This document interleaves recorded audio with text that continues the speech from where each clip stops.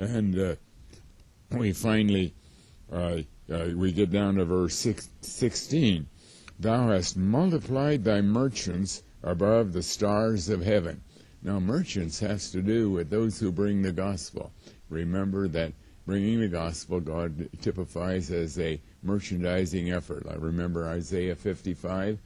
Ho, everyone that thirsts, buy ye. Why do you spend your money for that which is not bread, or buy wine and milk without money and without price? It's the cry of the merchant.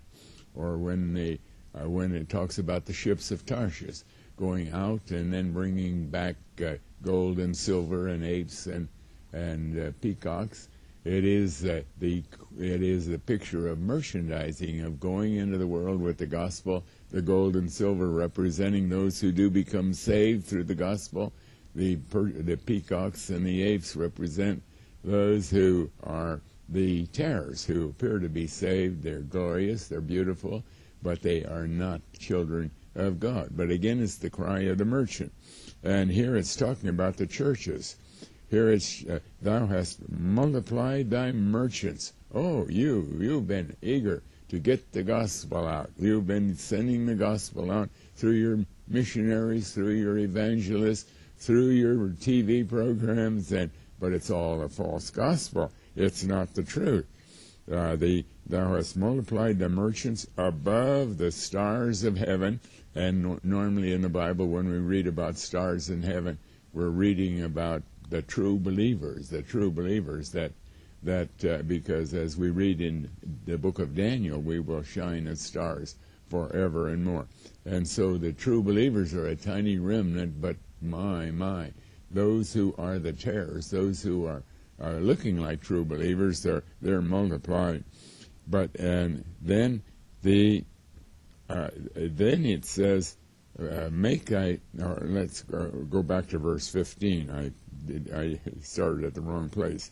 There's talking about fortifying yourself for the end. There shall the fire devour thee, the sword shall cut thee off.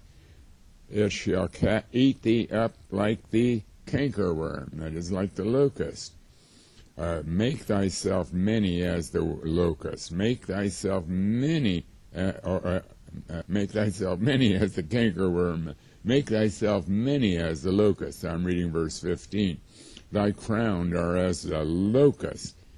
Now you see where the focus of the locust is. I'm looking at Nahum chapter 3, verse 17 now. Thy crown are as the locust. Those who you claim to be believers are numerous like the locusts, and thy captains as the great grasshoppers, another synonym for locusts, which camp in the hedges in the cold day, but when the sun arises they flee away, and their place is not known where they are. Thy shepherds slumber, O king of Assyria.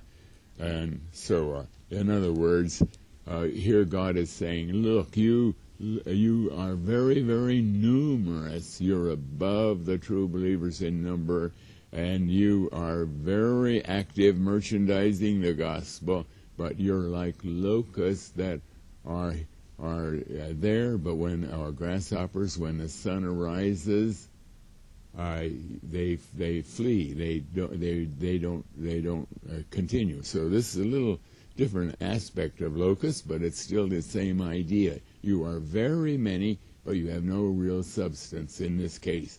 You are simply when the Son, of course, speaks about the Lord Jesus Christ. When He comes, you are gone. You are dead. You cannot stand. That's the second place.